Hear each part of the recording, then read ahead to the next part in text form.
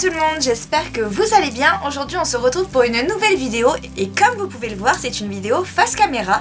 Alors ça fait quelques temps du coup que j'ai pas fait de vraies vidéos sur ma chaîne hormis les vidéos bullettes et les vlogs. Donc je me suis dit qu'il était temps de reprendre un peu ces petites vidéos blabla. Du coup aujourd'hui, comme vous l'aurez vu dans le titre, on se retrouve pour une vidéo organisation. C'est quelque chose que j'ai fait pour moi en ce début d'année 2020 et je me suis dit que ce serait bien de partager ça avec vous parce qu'on cherche toujours des petites astuces pour organiser un peu les choses. Comme vous pouvez le savoir, je fais des vidéos sur YouTube, j'écris des blogs, je poste un peu partout. J'ai mes cours à la maison, j'ai mon sport, donc à la salle et la danse. Donc j'ai plein de choses à mettre en place pour que rien ne se chevauche et que je puisse avoir le temps de faire tout ce que j'ai à faire. Et je vous le dis direct, 24 heures dans une journée, c'est absolument pas faisable. J'ai pas le temps de faire du tout ce que je veux faire. Mais du coup, c'est pour ça que j'ai voulu essayer de trouver un petit système d'organisation pour cette année.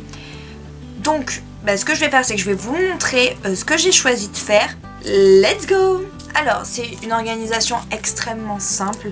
La première chose à faire, en fait, c'est soit vous prenez un carnet, soit vous prenez votre bullet journal, ou alors vous prenez une feuille blanche libre. Ça, c'est comme vous voulez.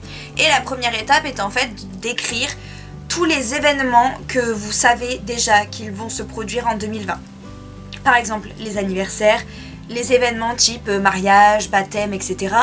Si vous avez aussi des vacances qui sont prévues, si vous avez des événements autres qui sont prévus, des cours particuliers, des examens, etc., que vous savez déjà par avance, des formations peut-être, que vous savez déjà qu'elles vont avoir lieu, vous les écrivez sur ce papier. Ensuite, la deuxième étape, encore très simple, soit vous prenez un calendrier papier, soit vous prenez le fichier Excel, voilà, ou peu importe ce que vous avez sur votre ordinateur qui sait faire un tableau en fait. Donc soit numérique, soit papier, ça c'est vous qui choisissez. Vous écrivez à l'intérieur tout ce que vous avez déjà écrit sur la feuille blanche. Donc c'est un peu un brainstorming la feuille blanche. Et là vous allez écrire tout ce que vous avez écrit sur cette feuille sur vos calendriers. Si c'est papier, essayez de faire soit une page par mois si vous le voulez, soit essayez de faire un grand tableau avec des grandes feuilles ou comme vous arrivez, mais c'est cool d'avoir l'année en globalité en fait. En fait, sur mon fichier Excel, ce que j'ai fait, c'est que chaque mois est à la ligne et d'affilée. Donc je peux vraiment voir tout le mois, toute l'année 2020 en un coup d'œil quasiment. Parce que bien sûr, en remplissant, du coup, ça se décale un petit peu.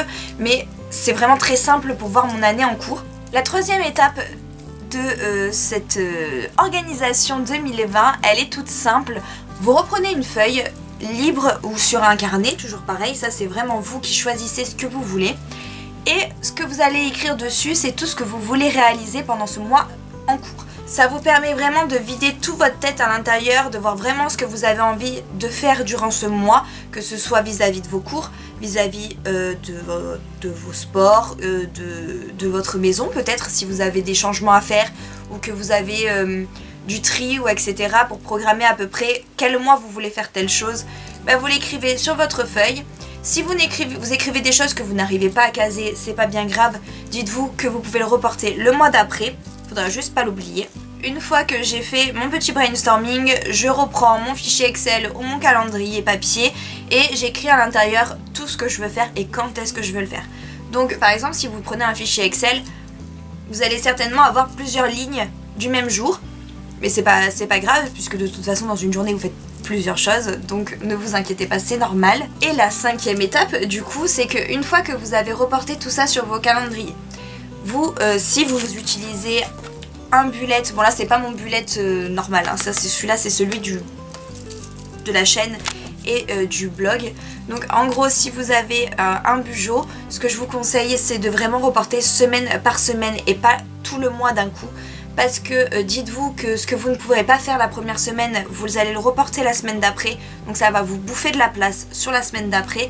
Et c'est plus intéressant de faire comme ça plutôt que de vous surcharger tout le temps. Et admettons la première semaine vous la prenez un peu à la légère et la semaine d'après du coup vous avez 1 million de choses à faire. Et on sait très bien qu'on ne va pas les faire.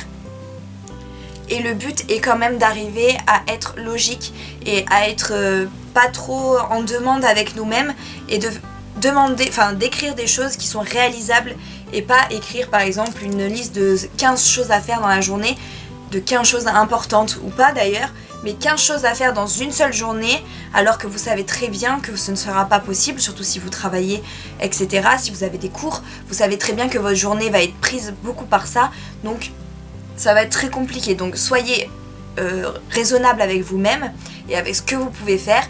Bien sûr, si vous voyez que par exemple la première semaine vous avez tout fait et que vous auriez eu même un peu plus de temps, à tout moment vous pouvez quand même rajouter des choses que vous aviez sur votre brainstorming.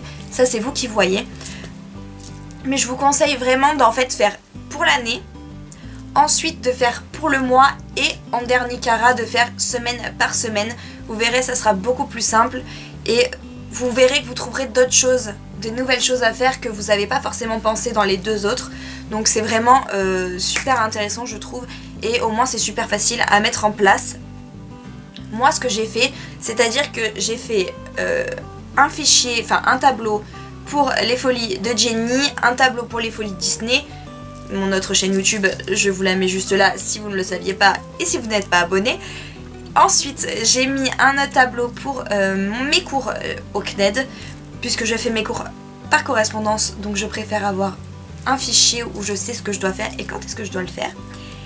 Et pour finir, j'ai du coup tout ce qui est perso, donc ce que je vous disais au tout début de la vidéo, tout ce qui est événements, mariage, machin, bidule, tout ça en fait est déjà reporté sur mon calendrier. Et la dernière chose, c'est que j'ai fait une catégorie menu parce que dans mon BTS, j'ai des repas à faire, enfin à apprendre, j'ai des recettes à apprendre, du coup il faut que je m'entraîne, donc ça c'est plutôt pour les cours. Alors bien sûr, tout ce que je vous partage là, c'est ma façon de faire, c'est parce que c'est moi qui ai fait comme ça pour cette année. N'hésitez pas à me dire en commentaire ce que vous aurez pensé de cette vidéo, ce que vous aurez pensé de cette organisation. Si vous avez une certaine organisation pour votre année 2020, n'hésitez pas à le mettre aussi en commentaire. Mettez un petit pouce en l'air si ça vous a plu, ça fait toujours plaisir. N'oubliez pas de vous abonner à la chaîne. En tout cas, moi je vous embrasse très fort. Je vous dis à très vite. Ciao ciao! Vous aimez bien mon maquillage? Regardez, je vous montre. Moi j'aime bien. C'est avec la palette Too Faced. La Gingerbread Spacey je crois. Donc bon, c'est joli hein. J'aime bien. Dites-moi en commentaire si vous préférez quand je tourne avec ou sans mes ninettes. J'aime bien savoir. Allez, peace.